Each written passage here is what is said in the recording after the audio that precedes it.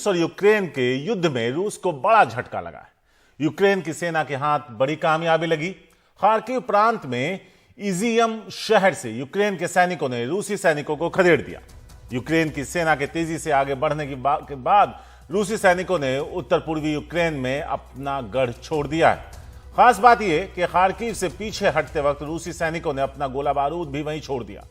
रूसी रक्षा मंत्रालय की तरफ से इस बात की पुष्टि की गई है।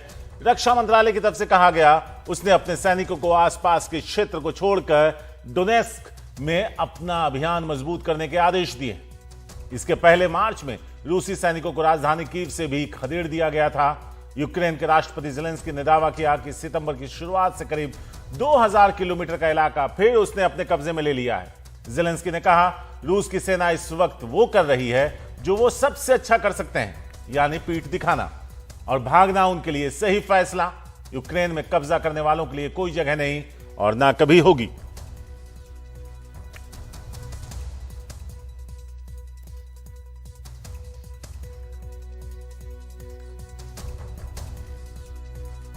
रूस ने यूक्रेन पर 24 फरवरी को हमला किया था और इस तरह से देखें तो 6 महीने से लंबा अरसा जो है वो बीत चुका है। युद्ध खत्म नहीं हुआ है, लेकिन इतना ज़रूर है कि इस बीच मोर्चे से ऐसी खबरें आ रही हैं जो यूक्रेन की सेना के लिए मनोबल बढ़ाने वाली हैं, या ये कहिए कि यूक्रेन की सेना जिस तरीके से लड़ रही है उससे रूस की सेना को कदम पीछे खींचने को मजबूर होना पड़ा है। ख़ासतौर पर अगर जो खार्किव इलाके की बात करें तो इजियम जो शहर है जो कि गढ़ था रूस की सैनिकों का, की सेना का, और वहां से अलग अलग इलाकों में रूसी सेना जो है वो बढ़त बनाती थी, उसे अपना एक किलेबंदी, एक मोर्चेबंदी के तौर पे इस शहर को इस्तेमाल कर रही थी।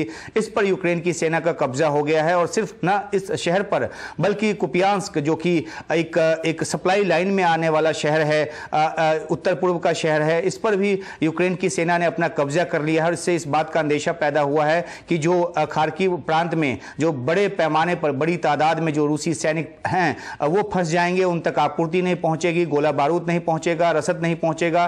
तो इससे और ज्यादा जो एक विपरीत परिस्थिति जो है रूसी सैनिकों के लिए वो पैदा होगा।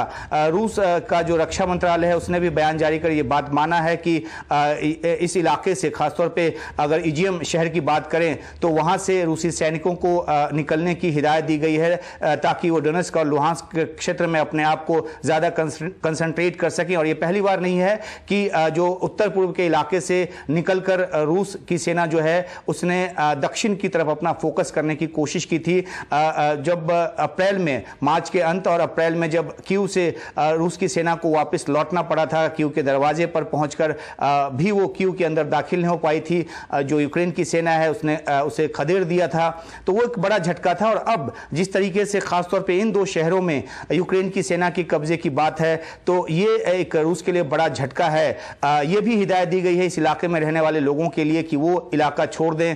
ऐसी भी खबरें आ रही हैं कि बड़ी तादाद में यहाँ से लोग निकल रहे हैं और वो जो बेलगरोद इलाका है, रूस का इलाका, सीमावर्ती इलाका, उस तरफ रुख कर रहे हैं। रूस ने ये कहा है कि अपनी जान बचानी है तो यहाँ से निकल लीजिए। और जो खाने की और ख़ासतौर पर क्योंकि ठंड का मौसम आ रहा है तो इसमें जो हीटिंग की जो व्यवस्था है उसकी जो गारंटी है वो रूस की तरफ से दी जा रही है। लेकिन इतनी बड़ी आबादी, इतनी बड़ी तादाद का वहां से निकल पाना मुश्किल लगता है, खासतौर पे तब जब इस इलाके में रूस की जो सेना थी वो कब्जा जमाए बैठी थी और यहाँ के निवासियों को इंतजार इस बात का था कि यूक्रेन की सेना आकर वापस उनको अपने कब्जे में ले। अभी जिस तरीके से 24 घंटे पहले ही रूस के जो राष्ट्रपति हैं ज़ेलेंस्की, उनकी तरफ से एक बयान आया जिसमें उन्होंने ये कहा है कि 30 के आसपास की जो बस्तियां हैं उसको वापस यूक्रेन ने अपने कब्जे में लिया है। कई सारे और इलाकों में लड़ाई जो है वो चल रही है।